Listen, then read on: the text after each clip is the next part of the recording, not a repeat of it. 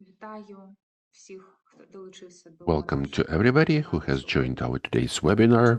So we are live now, and I would like to invite you, together with us, to take a look at the main trends of the Ukrainian economy in 2025 and expectations for 2026. I'm today the moderator. I'm the Deputy Executive Director of the Center of Economic Strategies, Maria Repko. If you want to listen to our webinar in English, please, that's totally available. As usual, you can just turn on the simultaneous translation in the bottom panel of Zoom. And to all our speakers, please don't forget that we have simultaneous translation, and please talk a little bit slower to make sure that our interpreters could catch up after you. So during the year, the CES economists have analyzed data from many sectors. They will be giving you the summary, which trends we have been seeing, which are still very important, and what will define the next year. We'll be presenting our observations, as well as we will discuss them with the key speakers. These are the people who in many issues they not only who know, they even are the ones who define the trends in Ukraine. Today we have asked Natalia Gorshkova to join us. She's the director of the Department of the Strategic Planning of the Macroeconomic Forecasting of the Ministry of Economy. We also will have Volodymyr Lepushynskyi. He is deputy head of the National Bank of Ukraine, the institution which is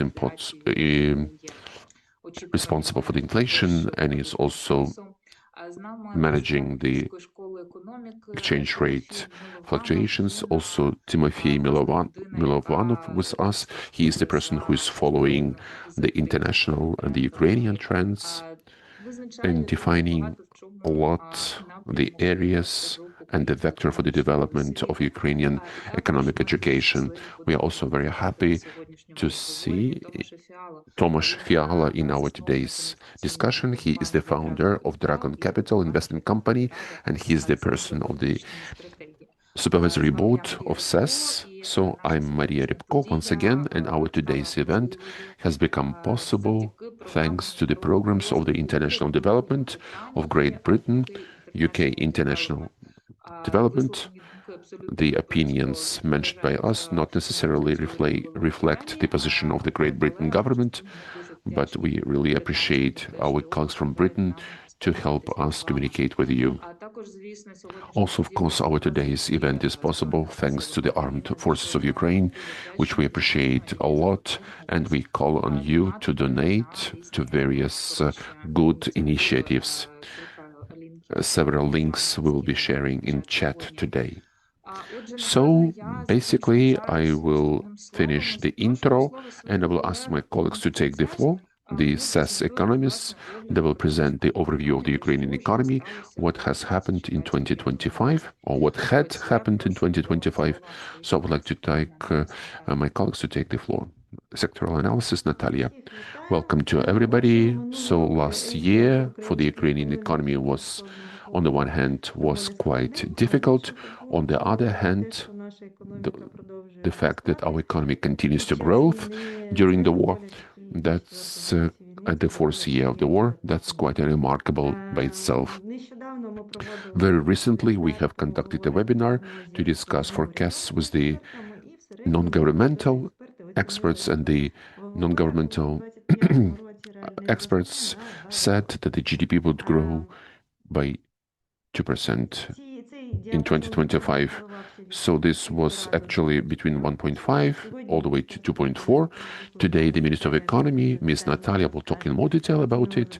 They have evaluated the growth of more than 2%, but since the indicators of this year were quite moderate versus the first in the first 3 quarters, so this high growth of 2% means that the GDP grew even faster in the fourth quarter, and based on the assessments that we have seen from 1.5 to 3.2, this could be really between 3 and 6% in the Q4. Whenever we say the 2% for the annual figure, then it means around 5% must have been in Q4.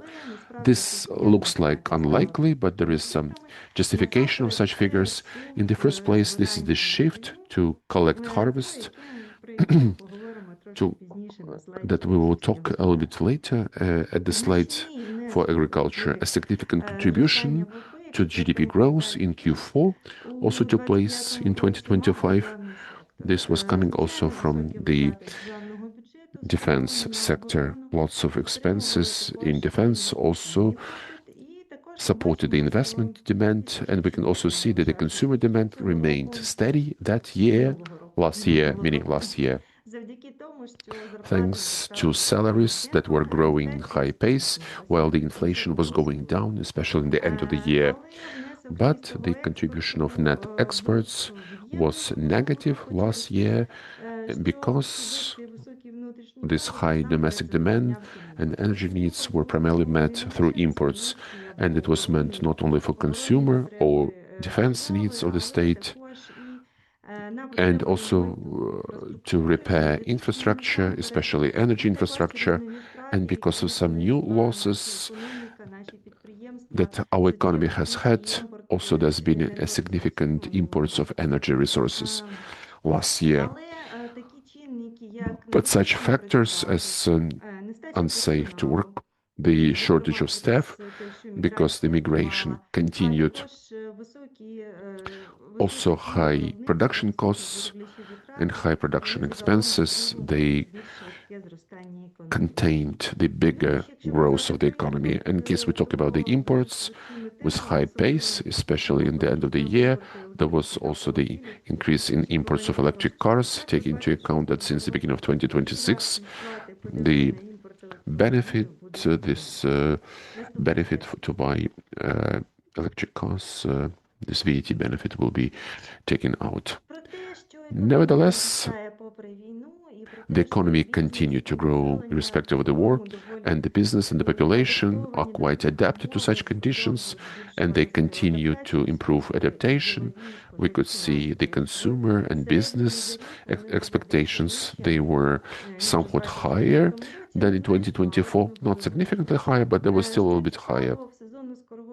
Which was also interesting that the index of business expectations in the end of the year showed even some growth and moved from neutral to a positive zone, this customer confidence index, based on the annual surveys done by the National Bank. So in the end of the year, you can see this seasonal, the blackouts that started in December. It did not contain the business activity, but we do understand that it did make a lot of impact. Also, the National Bank has recently published the fresh statistics on the quarterly service. The business confidence index was like plus 2% when in the third quarter there was 102%. So some small deterioration of the assessment did take place. Luckily, the state statistics has updated the monthly quick publication of statistics that helps us to clearly trace the most important economic trends. So what was driving? We now have these indicators for 11 months of the previous year, and after that, this consumer demand was driving our growth, and thanks to that, there was a quite a good growth for the retail trade.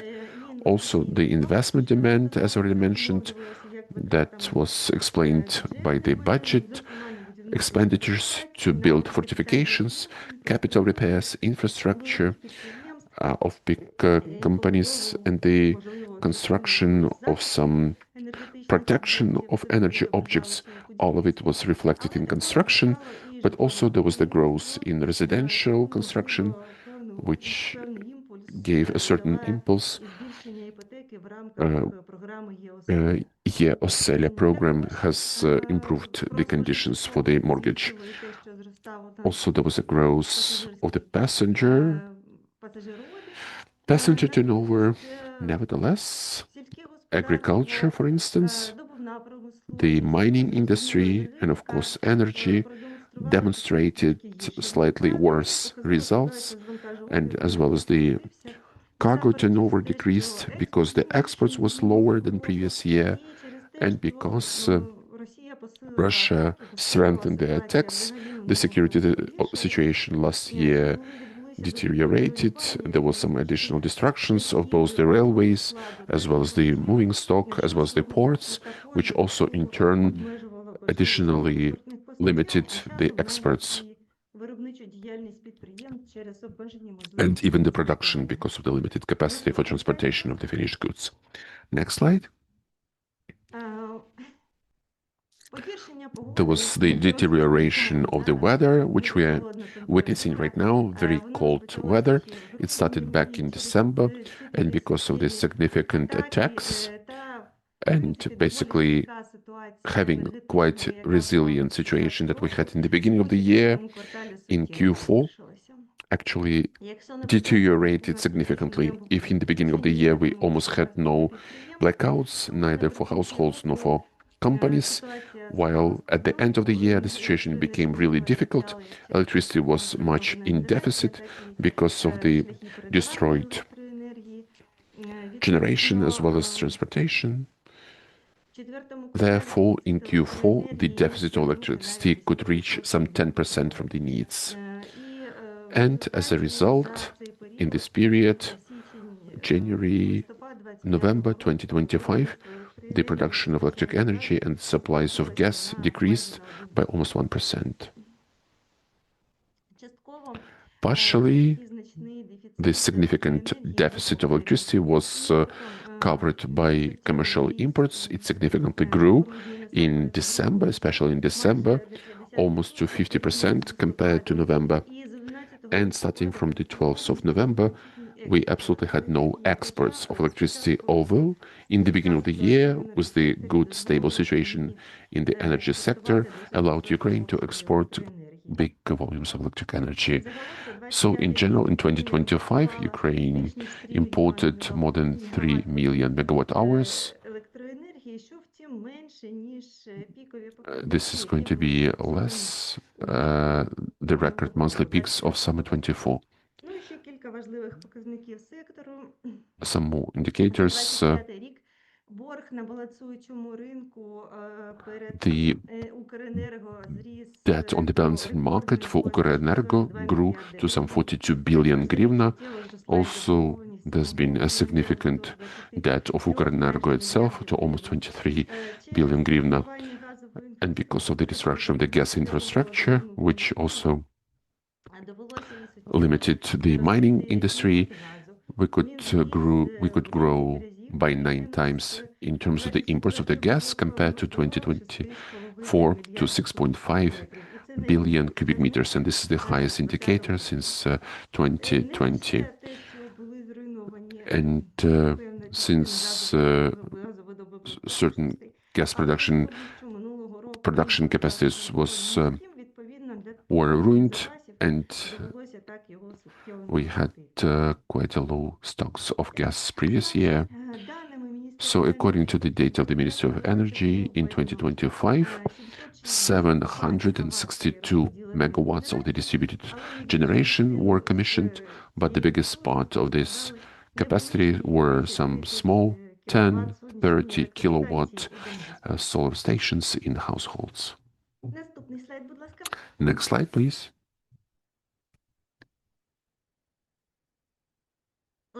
One of the most important sectors for our economy is agriculture. Although by the volume of production, its contribution into GDP is not as huge, nevertheless, agriculture provided more than half of the export revenues. That's why we are following it very closely. Last year, the weather conditions were quite uneasy. There was lots of droughts. The average temperature was 11 degrees, which was 1.6 degrees higher than the average of the many years.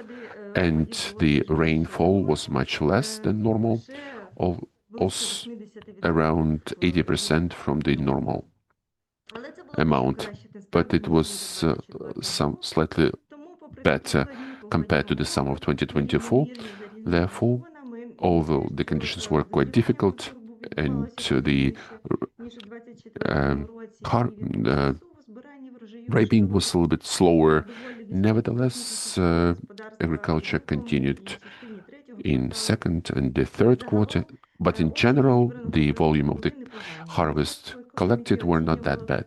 The Ministry of Economy evaluated of some 60 million tons of grains. Seems like we are reaching this indicator, but still 10% of corn remain in the fields. That may sound strange that corn is harvested in December and in January. This is not for the first year. In 2023, it is being harvested gradually. Corn can stay in the field to make sure that it can dry because of the rain, and they would have less cost to dry it. The frosty weather actually contributes to drying of the corn. Therefore, a somewhat more difficult situation is with oil cultures. The Minister of Economy expected that the harvest would be 20 million tons of oilseeds, but taking into account what has been already harvested, this will be around 18 million tons. A somewhat worse harvesting because of these weather conditions, not so favorable, and some areas under the oil seeds were lower versus 2024. Therefore, the harvest was somewhat smaller. A few other important figures. Next year, 6 million hectares of land were planted. It's more or less like previous year. The structure is almost very much similar to the previous year. Now in December and January seem like favorable for the winter cultures, for the winter crops. And my last part is what I wanted to say. This is the situation in industry. As we can see, the indicators of the metallurgical production are quite good this year. That means that the companies already adapted to the conditions, namely, although there was some stop in the mines of Pokrovsk, the metallurgical workers could substitute the necessary materials by imports. There is also the external demand for iron ore and some other products. Therefore, this type of production grew in some high pace, and we also see some drop of some gas extraction. We can see the shortening of production of coal, especially because of Pokrovsk mines.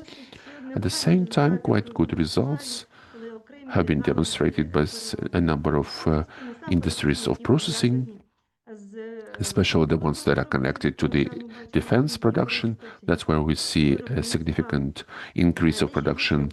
Somewhat more difficult was in some areas of food production because of the lower harvest of the oilseeds.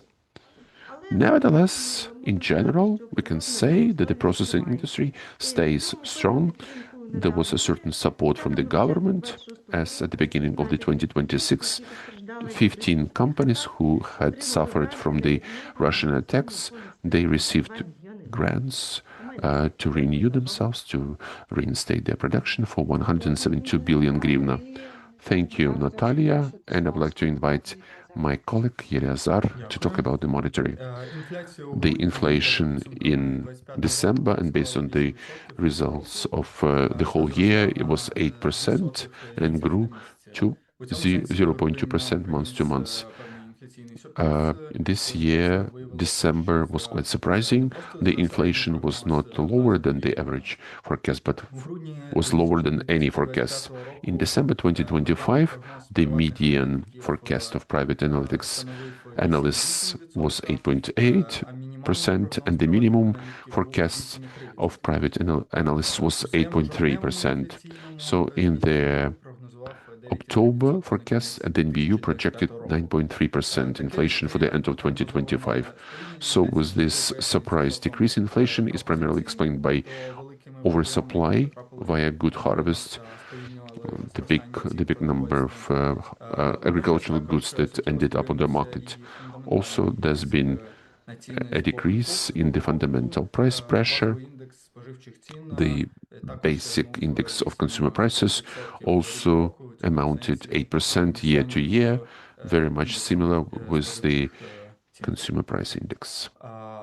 So, summarizing the inflation of the year, the first half of 2025 saw a significant growth of the prices, while in the second part of the year, the inflation slowed down from the peak of 16 to some 8% that we have in December year to year. During the year, the prices for food, for services, and administratively regulated prices were the main drivers of the high inflation. In Ukraine, the food takes a huge share of consumption. On the graph, you can see the width of the column that is responsible for the food. That means that the average consumer in Ukraine spends some 40% on food and non-alcoholic beverages, taking into account that the food and the prices that we see most often in the supermarkets, in the markets, the inflation of food has an unproportionate impact on the inflational expectations, and the inflation for food was more than 10% in 2025. And although that on average the prices grew by 8%, when we talked about the consumer price index, more than half of the goods from the consumer basket grew by more than 10%. And the goods whose prices grew the biggest in 2025, this was alcohol and tobacco, that grew by more than 17% year to year. And because they had a significant growth of the excise taxes during the year. Also, in double digits, there was the growth for services. This was about education, hotels, restaurants, telecommunications that felt the biggest pressure from the market, and with the surge of the people's capital because of the mobilization and migration. So within 1 year, the prices fell for food, for clothing, footwear, and cultural entertainment. Also, the international reserves of the NBU that grew by more than 30%, from $44 billion in December 24 to $50 billion in December 25, which was a historic record. The level of reserves remains significant and covers almost 6 months of the imports, and the growth of the reserves is thanked to the international assistance, and the biggest donor in 2025 was the European Union with more than $30 billion of financing. Also, $3.3 billion were collected via the foreign currency government bonds. In the expenditure part, $10 billion was also spent from the reserves to pay back the debt, out of which $3.2 billion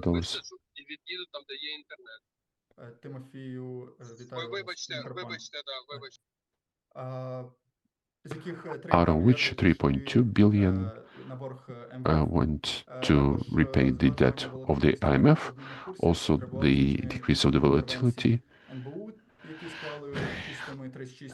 required interventions from the NBU, and also there was another positive aspect, almost $6 billion we received through the re-evaluation of the NBU assets, meaning because of the increased euro to dollar and the increased price for gold during the year. Talking about the international sector, the trade deficit continued to deepen in 2025. Exports remained stable during the year because of the limitations that we had because of the logistics and the war.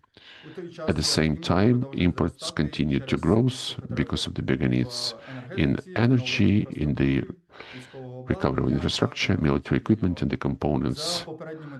According to the preliminary data in the customs in 2025, exports amounted to $40 billion, while imports was twice as much, almost $85 billion. The biggest import suppliers were China, Poland, and Germany, and the largest export destinations were Poland, Turkey, and Germany, the European Union. Also, we have considered the migration flows. In the end of August 2025, the government liberalized the cross-border movement for men aged 18 to 22, allowed them to exit Ukraine freely. So we made some assessment based on the data from the border control of the neighboring countries. Before the introduction of this policy, we took the period until August 2025. Every month, on average, 130 more men aged 18 to 22 exited Ukraine than entered each month. During this liberalization, that had created the impulse for men to leave the country. So based on our expectations, between August and November, around 96,000 more men aged of this category then entered. Taking into account the downward impulse, we believe that the losses of these men will be a little bit more than 100,000. This is just for the context. That's like every third man aged 18 to 22. In general, we also have data in terms of the net immigration outflow. So for 2025, as was mentioned before, 303,000 more Ukrainians left the country than returned. So we are talking about the official crossing of the border. So this is by 34% less compared in 2024. That also means that from the whole migrational outflow, every third, it's exactly men aged 18 through 2022. So more about the Ukrainian situation, about the refugees abroad, please expect in our research that will be in the end of February, and you can also follow what's published on our website and the social networks. It's always great to follow the social networks of SAS, and I would like to ask Alexandra Milonica to talk about the fiscal sector.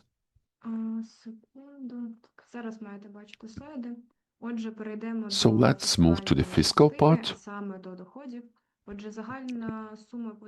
namely to revenues. So the tax budget revenues in December last year totaled 167 billion hryvnia, which was 11% lower versus November previous year. The biggest reason was the decrease in CPT revenues due to its seasonality. Nevertheless, year to year, we could see, compared to December 2024, we could see the growth of 9%. The biggest in December of previous year, there was the increase from imported VAT. We received 33% more year to year. Also, there was some better excise revenues by 24% from year to year. In general, in 2025, from the tax revenues to the state budget, almost 1.9 trillion hryvnia have come. That's 21% more than in 24 and 72% more compared to 2023. The overall increase of the tax revenues was necessary to meet the needs of the war, as well as other expenditures of the state budget, and decreasing the deficit at the expense of own efforts. So, because we needed to increase the internal resources, the military tax was increased in December 2024, and since then we could see the tax revenues thanks to personal income tax and the military levy and in 2025 this was 55% more compared to the whole 2024. Also, there was a significant growth of the excise revenues that continued its positive dynamics since 2023 because of the increase of the excises to a number of products, taking into account that we're trying to approximate ourselves to the EU.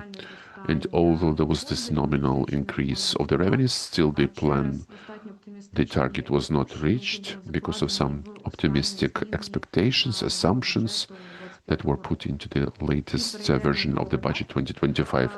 Let's now come to expenditures. In November 2025, the state budget expenditures amount to 462 billion hryvnia, which significantly non-significantly exceeded the amount in October, and this was 8% more than previous year, November. The biggest share is still going to the war. Almost 48% of the whole budget was spent into the war. Around 222 billion hryvnia. In the dynamics, these expenditures for the war decreased a little bit by 6% compared to October 2025. Nevertheless, they remained more year to year. Also, the military defense helps us, and last November, this military defense increased by more than a third than it was in October, and was at the level of 55 billion hryvnia. Unlike war expenditures, the non-military expenditures, they increased in November, and this is about housing and utilities, economic activity, debt servicing, and social benefits. Namely, the economic activity expenditures exceeded 20 billion hryvnia in November previous year, namely via the necessity to import gas that we already talked about today, where 4.8 billion hryvnia was spent. Also, the social benefits were increasing. So in the annual mode, this expenditures also increased. Also, housing and utilities expenditures grew twice compared to October. Also, there was an increase in debt servicing, but month to month only. In the year to year, it went down. So what's with the balance? As a result, through going over with expenditures versus revenues, there was a deficit of some deficit, and this guarantees our financing our deficit. In case we exclude grants from the revenues, this deficit may be 2.2 trillion hryvnia. Also, the need in financing is added in terms of repaying debts, and last year the debt was repaid to some $14 billion. The international assistance was a record $52.4 billion. This was the biggest indicator since the full-scale invasion, and this was sufficient to cover the deficit of the budget in 2025. It's important to mention that the biggest part of this international assistance was going through the ERA mechanism, which is helping to us from the frozen Russian assets. Also, the big part was provided by our European partners via the Ukraine Facility Program, almost $12.2 billion, out of which part was provided with grants in the amount of some $600 million. Nevertheless, although there were quite high revenues because of the non-fulfillment of certain indicators within the Ukraine facility, in 2025 we did not get 3.6 billion euro. We lost that financing. Thank you, Alexandra. Thank you, Alizar. Colleagues, summarizing the previous year, Natalia will talk about it. So the real GDP growth slowed to 2% because of the security risks, because of the infrastructure losses, also because of the capacity losses. Of course, the Ukrainian economy is suffering a lot, although we are very much thankful to our partners. They don't allow our economy to fall in abyss. This unexpected 8% of inflation, neither from the governmental nor private, didn't expect such a record low level. The record level of reserves where the NBU ended, and although the trade deficit deepened, imports rose to 4.8 billion. There was a continued outflow of people. Ukrainians continue to migrate, especially after the permission for the young boys to leave the country. And the state budget remains in deficit. And by the way, we want to thank our international, special European partners, the European Union, who made a decision which need to be confirmed about providing Ukraine with the loan for some 90 billion euro. So with this, we can finalize the overview of 2025 from the SAS economists, and I'd like to invite to everybody to move to a discussion. Our listeners, I would like to encourage to ask questions to speakers in the Q&A or in chat. Do participate in the discussion, be active. And the first to take the floor, I would like to ask Natalia Gorshkova. Natalia has been in the Ministry of Economy for many years. She has been developing the governmental macroeconomic forecast that is becoming a basis for the state budget. This is the owner of the macroeconomic forecast of Ukraine, the biggest, most important forecast of the state. And just a few hours ago, I was sent to Telegram a notification from the Ministry of Economy that the preliminary assessment of GDP growth in 2025, this is 2.2%. Natalia, please, could you tell me about your assessment? What do you think? Which trends you have seen? Please, the floor is yours. Good afternoon. Many thanks, Maria. Let me mention immediately, I'm not the owner and I'm not doing the forecast. I'm not doing it myself. The whole team is working. I'm just transmitting it. So I would like to thank the colleagues with whom I'm working. In reality, it's very difficult both for you and for us in such conditions. And unfortunately, not only it's about 2025, it didn't become easier for us. It's become more complicated to us, apart from that uncertainty that we have since then. And that is due to the full-scale war. The more uncertainty was added by the world economy and the change of the rules that were implemented by one of the key countries. Therefore, this uncertainty is impacting a lot the development of the economy of Ukraine as well, and complicates our work. Nevertheless, the economy of Ukraine has demonstrated resilience. Just one more time, and according to our assessment, we believe that we completed the year at a level of 2.2. That's around this average level that the experts are providing.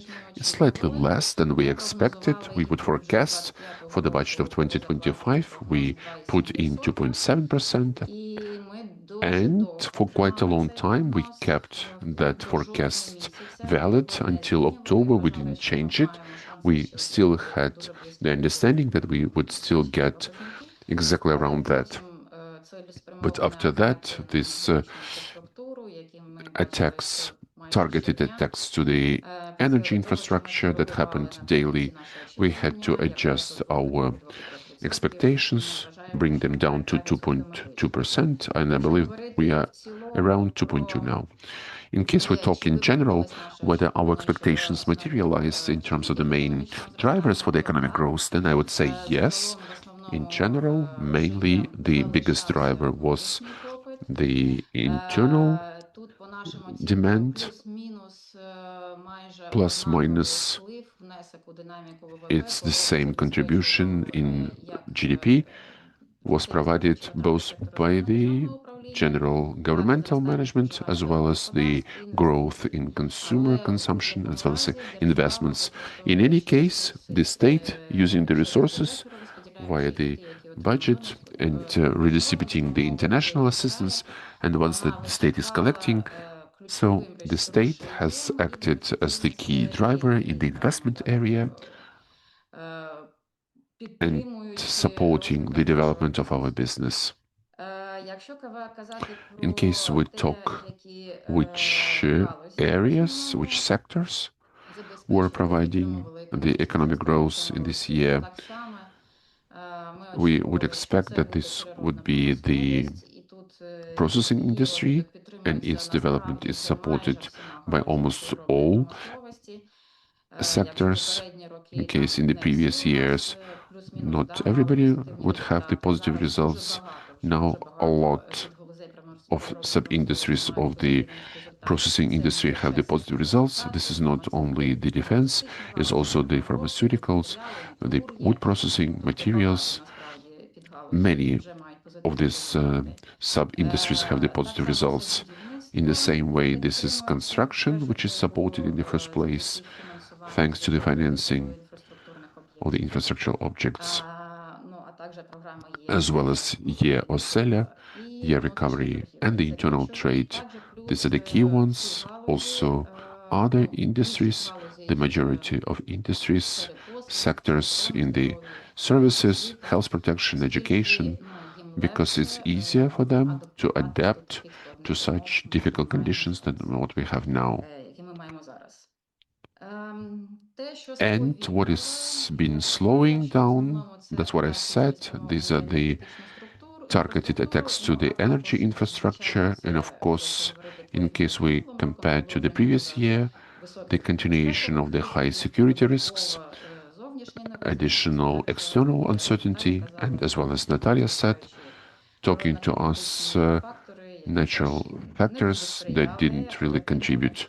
Nevertheless, we received not a bad harvest. Well, in general, these are our general assessment. The only thing that I would want to add, we would forecast inflation higher. We would expect 9.9, 9.5% of inflation, and this sharp slowdown in the Q4 and the surprise of December which was quite unexpected. We believe that this good dynamics during the whole period of the full-scale war is actually reflecting this uncertainty factor. It's very difficult to make decisions in such conditions, although this is not for the first year, but every year we have to make a decision, not knowing what to expect for the future. Therefore, we have this very uneven inflation dynamics, both for the year as well as between years, as well as between various positions of goods. That's all from my side. Thank you. Thank you, Natalia. In reality, this uncertainty is not only in economy, but it also is on our webinar, because I would like to ask Tymofiy Mylovanov to be the next speaker. I know that Tymofiy is on the go and your access is not that good. Can you hear me? Yes, I can hear you. Many thanks for joining us. You are one of the few people in Ukraine who can talk about geopolitics and the impact of geopolitics on the economy, which is very important for us. Please, could you see how you saw this world background, how it impacts the Ukrainian economy, and what you expect from 2026? I believe that the situation in 25 was better than it could have been, let's say, from my expectations, from the expectations of the colleagues around me, because the arrival of Donald Trump to power, it was accompanied by people around me. This was like by the American economists who support Ukraine. They said direct quote that Trump will simply try sell Ukraine down the river, to really pressure, to make some super quick peace with the great pressure against Ukraine, refusing the financial support and refusing from the military support. And actually we saw these attempts in the Oval Office and 11 months ago in the end of February. We saw the attempts to put on hold the products that we already had paid for. We saw some attempts to stop intelligence information, but all of it managed to be stabilized by our government, by our president, by Europe. They did a lot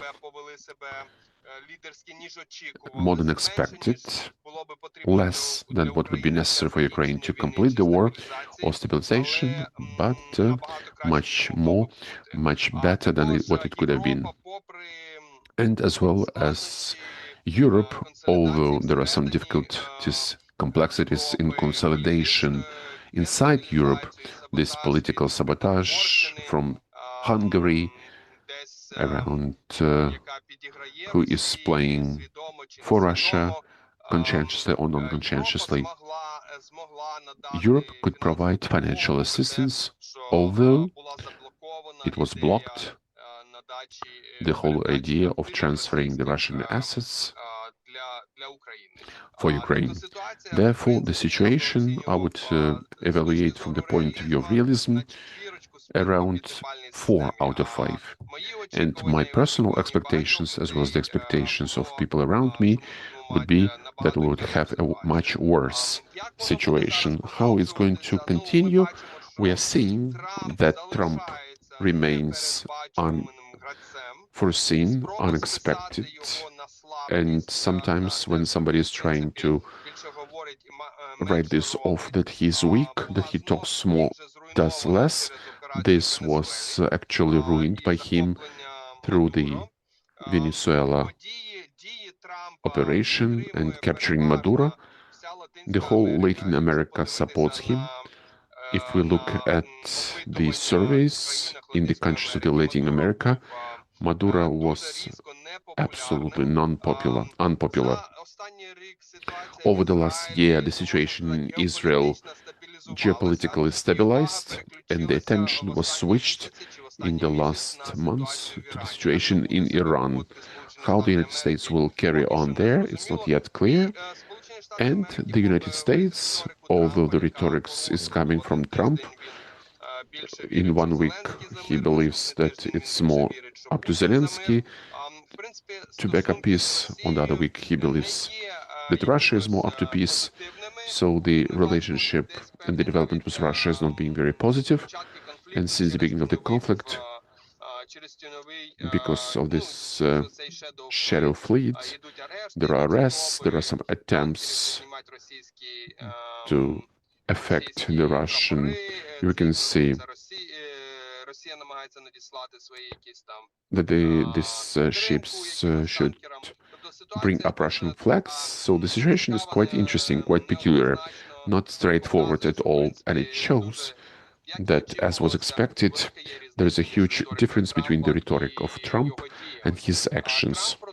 Trump continues not to love specifically President Zelensky and the Ukrainian government in general, and he wants to complete the war in Ukraine by all means, by any conditions, at least just it becomes quiet during his elections, midterm elections in November and during the upcoming presidential elections, and let it be like it's gonna be.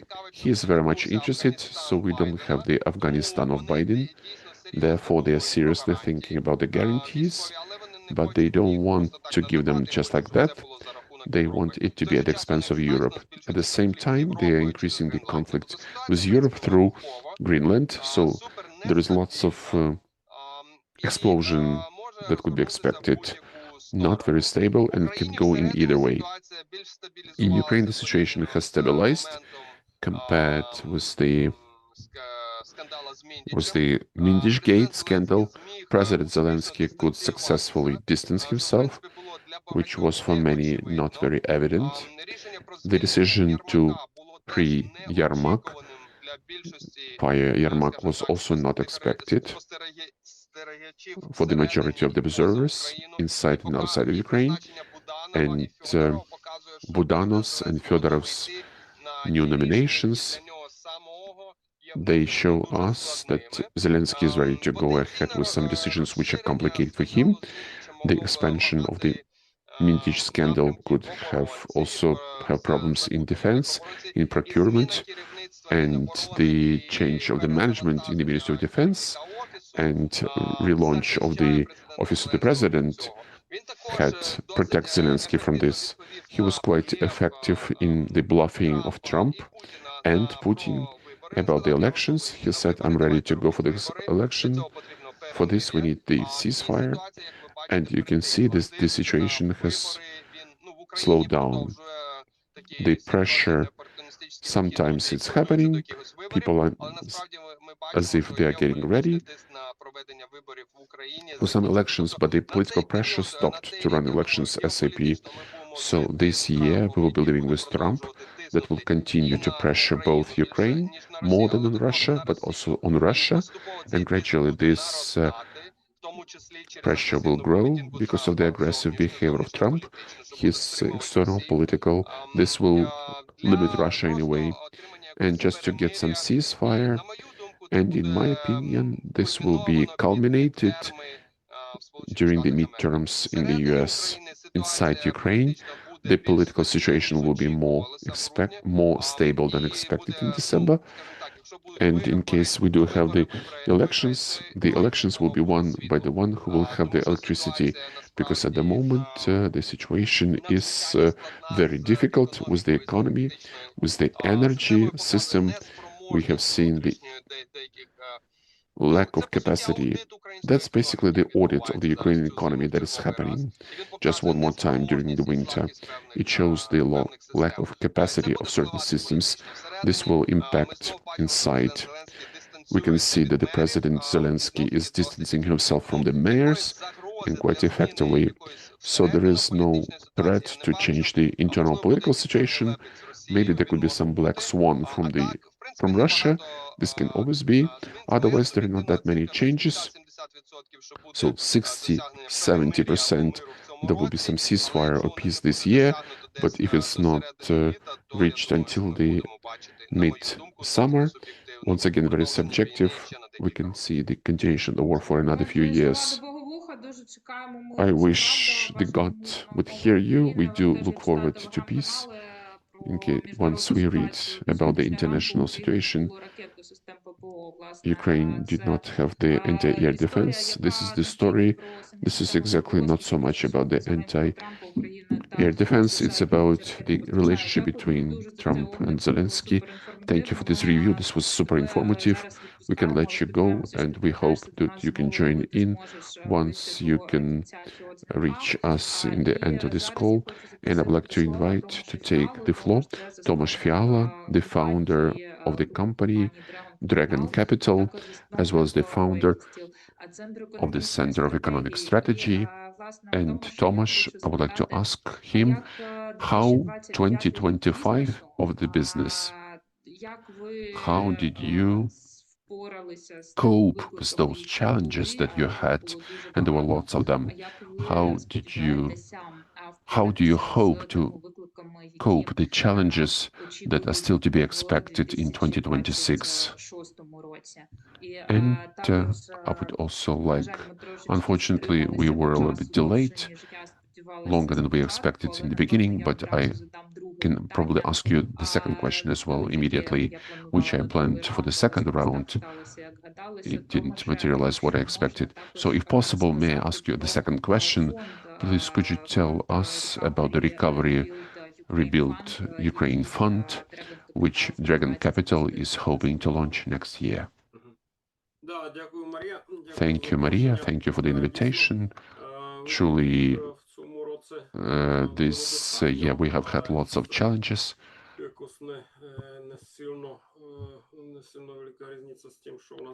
but it doesn't differ that much what we had in the previous years. On the first place, this was security risks, also some more risks with the rule of law. In the summer, in July, if we look at some practical aspect of this, for instance, our company for some 3 weeks stopped all the investments after the 22nd of July, as there was an impression that we moved back to the Yanukovych times and the authoritarian ruling in the country, and we renewed our investment only after the Verkhovna Rada and the president corrected their mistake, and we would wait for the nomination of the head of the BEP. Cyber attacks also continued. There are also challenges with the labor resource. We expect that the deficit of employees is at the level of 20%. It's around 2 million people.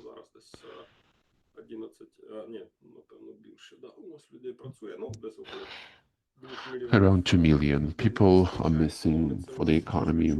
That is very much felt. The salaries are growing by 20-25%, and they are at the level of, in foreign currency equivalent, they're even higher than what they used to be before the war. But what we are also seeing in 2025 and for 2026, that our top line in the majority of businesses is growing quicker than inflation, and it will be the growth of 10-20%. So the income is growing even faster, but the inflation is speeding up.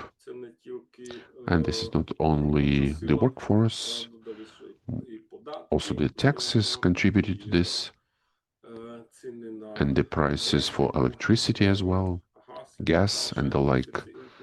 So all of these input costs, when they grow, then, for instance, it's difficult to budget for 2026. It was quite difficult to take into account to sustain the marginality of business. So we have investments in many sectors, and each has its own unique dynamics, but I'm just trying to generalize. And one last thing, these are the problems with electricity. Of course, this is very much felt. Our company invested a lot into providing ourselves with electricity, more than 10 million euros since the beginning of the war. This was the fleet of 70 generators, EH objects, including batteries, inverters, solar panels on all of our shopping centers, as well as the warehouses, and we put them even on our production facilities, in some machine building sector. So these are some significant investments. That's what it comes to challenges. The results are not that bad for the majority of businesses. The majority of businesses which are not that close to the front line or don't have these shellings, physical destruction, then they are working not bad, especially when they are located in the Western Ukraine.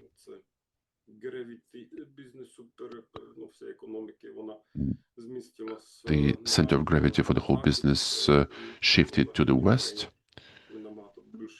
and we're investing much more in the West, and the conditions to doing business from the point of view of the demand, they're better than what they used to be before the war. Therefore, the results in general are not bad, but the challenges and the risks remain the same for 2026. But in terms of the funds, I can tell you in general, in case we look at this last 4 years of the war, the first 2 years were to preserve the business how it was, like the recovery after the fall in 2022, finalizing the capexes that we had in the beginning of the war. And the last 2 years, this was about the expansion of business. This could not be already waited for in terms of the decision making. It takes a lot of time not to wait until the end of the war. We have to invest, we have to expand it. We are also making investments to some $100 million. Not everything was finalized last year. Some of it is moved to the current year, but this is the level of the investments that we did. It was more than $100 million, but we moved it significantly last year to the level of new investments by almost new level. And this year we have a problem even more to make, and this is connected with your question and with the colleagues. We were working over bring up 2 funds. One is called Rebuild Ukraine.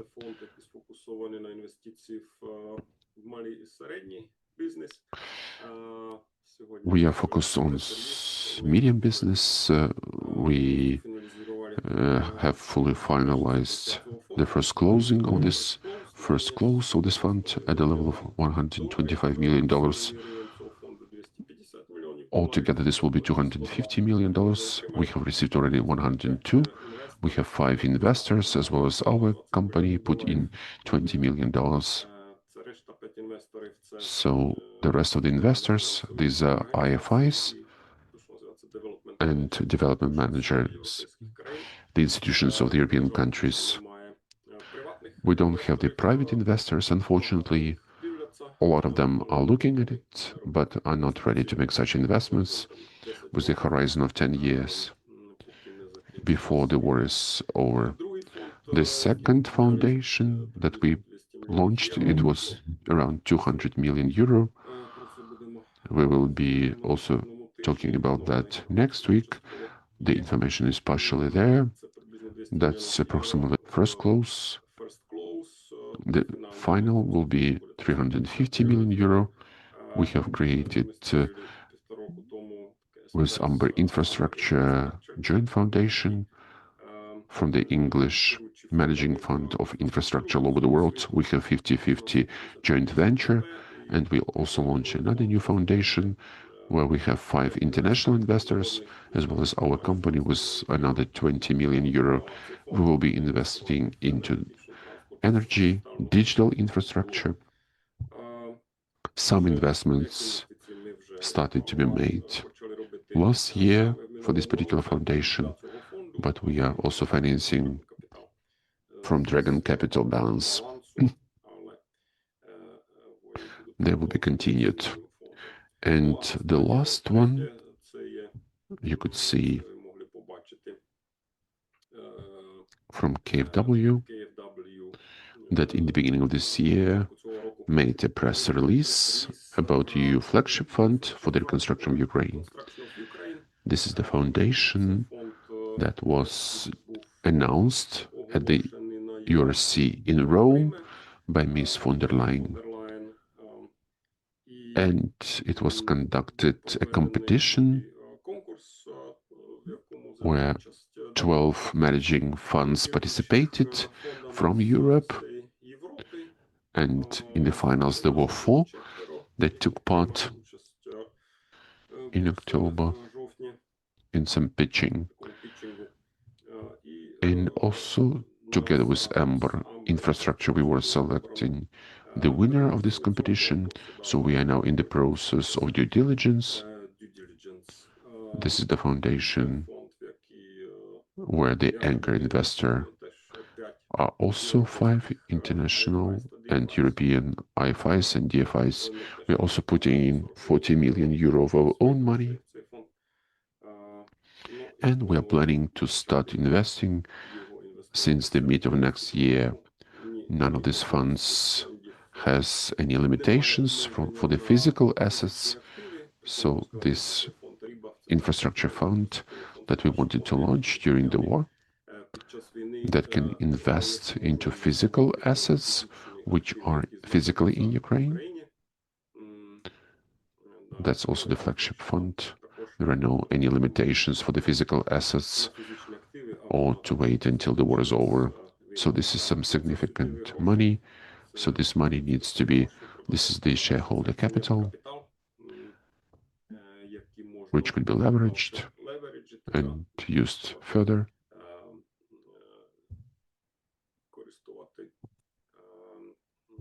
Using also the loan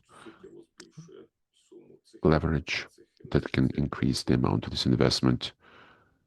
We would like to wish you great success in all investments because the private sector in Ukraine really needs good. What you said, this is really good news. And I would like to come to our last speaker for today. That's Volodymyr Lepushynskyi. Volodymyr is finally free from the NBU meeting with the head of the NBU and can join us now. And we don't have that much time of the webinar. That's why please be as laconic as possible to make sure we could also have time to ask questions that we have received in Q&A. The inflation was the biggest surprise of this year, that it has become much less versus any expectations. Not looking at the changes or the unchanged policy of the National Bank, the inflation continued to grow, then went down. How do you see this? How do you see your policy in terms of the interest rate as a reply to this unexpected move? Thank you. Very happy to be at your event. Let me be laconic. I will not be as interesting as Timofey, but I will try. The inflation really turned out even less than we forecasted. The main reason for this difference is the raw food, those poor harvests that we had before. This was compensated this year, but this is only part of the story. The other big part of the story is the consequential policy of the National Bank. That's where we would like to say, and we already said, that really the inflation, after it went through the peak, it turned around as we foresaw it. It is now lower. It's important that the decrease of the inflation is coming through a certain logic. It can't be said that it's only because of good impact from the vegetables. We also have some good tendency decreasing of inflation in services, and this is also as the result that the labor market, although we see lots of problems, there are certain imbalances there. Nevertheless, we expected that they will be decreasing. There won't be such a huge increase of salaries, that it will slow down, because these are costs. On the other hand, this is demand. And if we talk in general, in all categories, then now we are seeing, and we will be seeing, next, the inflation will be slowing down, and things can improve. I can't tell you what will be the decision in the end of January in terms of the key rate. I don't know yet. We forecasted since January that we would lower it down. One of the main drivers, actually risks that can not to allow the decrease of the key rate before. This was the risks related to the insufficiency of the international financing. They decreased. Also some risks we also saw that there would be also transfer to prices.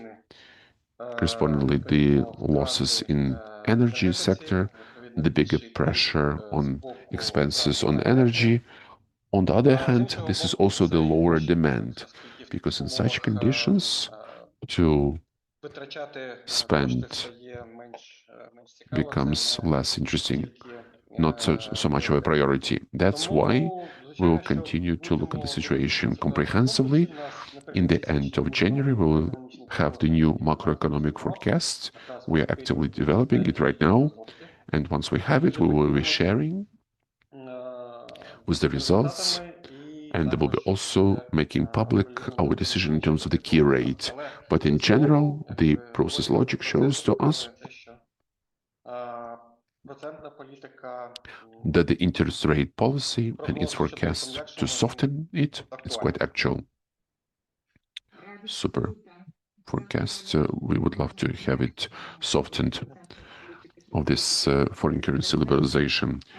Colleagues, we have slightly more than 15 minutes. I still have, for all the participants of our today's event, I have my own questions, but I see that I don't simply have time to ask them all. Maybe I will ask some of them. So I will now ask a few questions from the chat. Maybe I can then go back to my own. First question is from Sergei Shvets to Tomas. I think this is quite actual, the ones who will be listening to us. How do you manage military risks in your investments in the Dragon Capitals companies? Do you have any special protocols, some things that you could share? For instance, this insurance, we are trying to take into account for the military risks. We are spending lots of quite a few $1 billion per year on military risk insurance. Also with Ukrainian and with international insurance companies, and our project related to the industrial part was one of the first to be insured by the MIGA as the subdivision of the World Bank. This was like 2 years ago. That's number one. Also, when we invest to some new investments, that's geography. We are also investing in the Western Ukraine, starting from Kyiv and westwards, from Dnipro and westwards. And we are trying not to invest the assets which are concentrated in one place. Like, for instance, our investment into the energy, we are placing only investments into whenever it's not exceeding 10 megawatt of generating capacity. So normally 70 megawatt in the western part, they are all scattered in 10 land plots. These are the approaches. Of course, there are shelters everywhere for our employees.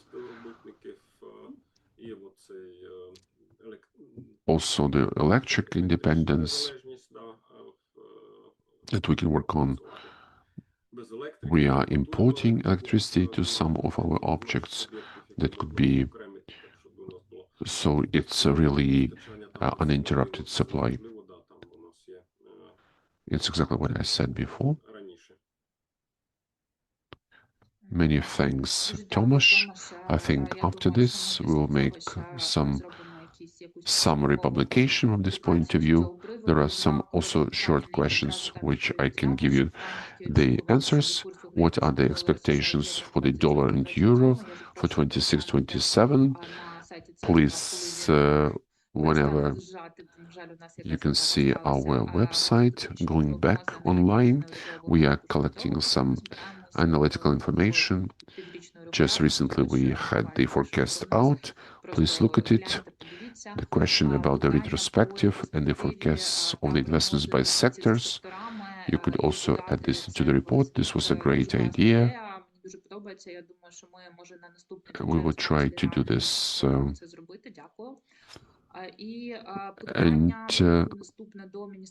let's go to Natalia.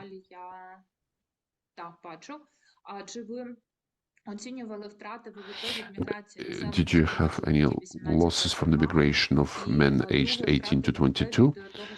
And also the loss in GDP because of the changes in the dollar-euro exchange rate? Natalia, please. Thank you. In terms of the first question, we expect losses 5 часов, 5. Она не успевает. We don't have the distribution of the calculation models. What is the productivity of aged 18-22? We have 4 other categories. Therefore,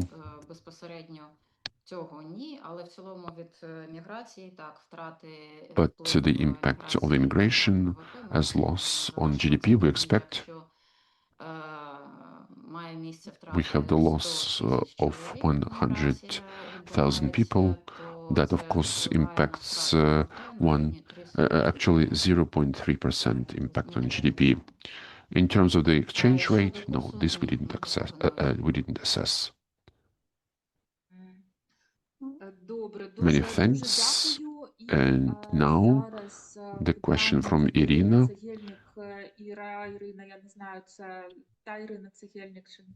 Is this Irina Tsekelnik? Please talk to me. Is there an allocation in Ukrainian budget to have military risks insurance?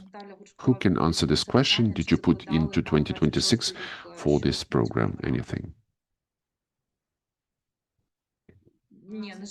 To the extent known to me, war risks insurance has been part of the programs made in Ukraine. Yes, this is foreseen. So it's there. Good. Okay, we have this. And since we still have a few more questions in the chat, please continue to ask them. I would like to ask my own question to Tymofiy.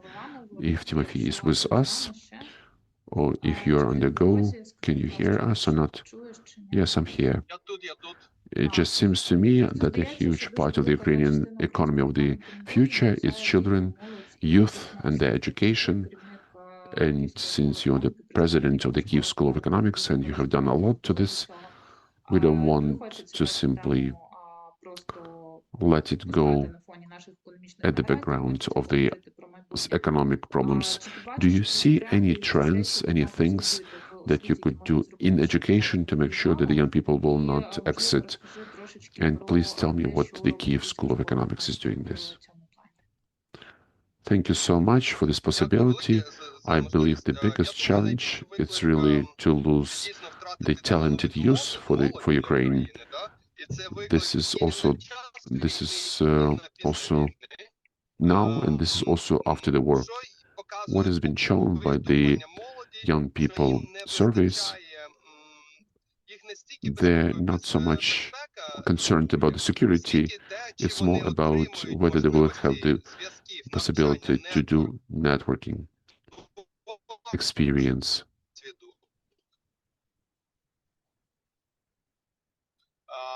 Of the world level, something for us, the national threat is that we have this legacy culture in the majority of the universities that teaches people not what is necessary for your success today, but teaches them some hierarchy, some how to adapt. So it's a culture-related problems,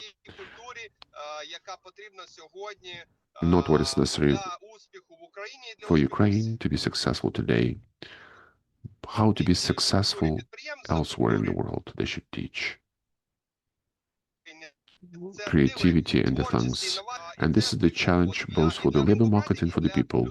On the other hand, we see, in case we are providing such possibilities, children remain in Ukraine, like in the Kyiv School of Economics, the percentage of graduates increased from 50% before the full-scale invasion to 87%, what we have now. But the requirements are the same. being creative, innovations, AI, STEMs, mathematics, and we are developing these programs as quickly as we can.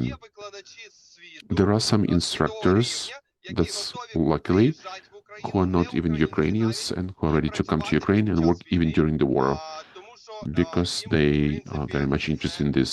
They're interested to be in Ukraine during some historic moments, and this possibility is there. That's why I believe the government is missing the wish or bravery to make some radical decisions and to redistribute those limited resources that are there from weak universities to strong universities, as well as level out the rules of the game between the public and the private universities. But this has been something that Ukraine has been ill within this last 30 years, and we can see what has been done during this energy crisis, that they didn't want to stimulate the creation of the alternative generation and decentralization of. We would support people and we would give them low prices. So this very same is happening in education, and children sometimes leave just because of that, especially talented children. We can see that Kyiv Mohila Academy is changing programs and improving them. We can see how the aviation university, how the Ukrainian Catholic University is working. So the first 10,000 talented young people in Ukraine do have a university to go to, but we have to make it more massive. This Silicon Valley approach, it has to be disseminated to all young people and all universities. Great answer. A few questions to Natalia, and we will be completing our today's event. Does the authorities have, maybe you have heard the development of the strategy of macroeconomic stability for some 10 years. Do we have any strategy that the government is planning or developing or will be developing? And the second question, also to the Ministry of Economy, whether the Ministry of Economy has measured, whether the Ministry of Economy has measured the losses from the absence of the policy related to relocated business. I think it's more of a political question rather than technical. Nevertheless, I will try to ask it. Thank you. Let me start from the last one. No, we didn't measure that. Honestly speaking, I can't measure the losses from something that doesn't exist, from the absence of the relocated policy. In case experts do know how to measure that, from this absence, we would appreciate your advice. In terms of the strategy, macroeconomic stability, yes, this is also quite a surprising understanding what should be the strategy. In the government, there is the strategy of the economic security. It was developed back in 2021, and it was developed for 5 years. This strategy had the monitoring of the economic resilience in accordance to a number of indicators that was done on a permanent basis, and the government was being informed, as well as the Security and Defense Council. There was some assignments that their implementation was tracked, and this information was provided. Also in 24, in March, the government approved the plan of Ukraine within Ukraine facility of the special mechanism that was developed until 2027, inclusive, and it has lots of assignments for measures and actions to provide economic resilience and the recovery of Ukraine economy. In terms of the future plans, in accordance to the roadmap of public investments reform, there is this assignment to develop in 2027, exactly when we have the last year of the Ukraine plan implementation, to develop a long-term document for the development of Ukraine. That is definitely In 2027 it has to be already presented, so we will try to start thinking in this direction. Yes, thank you for this. We have the European integration and the Ukraine facility, and there will be the 3 and now 4 years budget plans. We will have enough of the strategic documents. And the last question from the Q&A, we will ask Tomas. Tomas, from the point of view of the investors, which sectors in 2026 have the biggest potential of engaging private capital, especially direct foreign investment? The question is coming from Albina. From our point of view, the sectors that will be focused, our foundations, this is infrastructure, energy, and when I say energy, that's wind, batteries, gas piston, this could be oil and gas as well.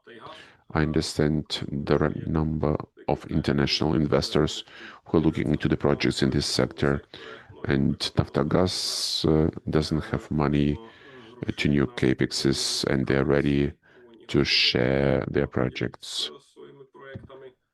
And also in our pipeline, also agreements in some other industries as well. Light industry, retail, health, and the like. Thank you, Tomas. And just to stay within the framework of our timing, I would like to thank all colleagues that at this moment, although of the absence of electricity, heat, were able to join in to our today's discussion. I would like to thank the armed forces again, and I'd like to call on you in case you can't help with physically, please donate to drones, to anything, because Ukraine needs to protect our cities, our people, and every hryvnia counts. Don't ignore these things. We also put some links into the chat, and do support Ukraine, do support the economy, do support Made in Ukraine. I would like to wish you a great, quiet 2026 and a great victory. Thank you.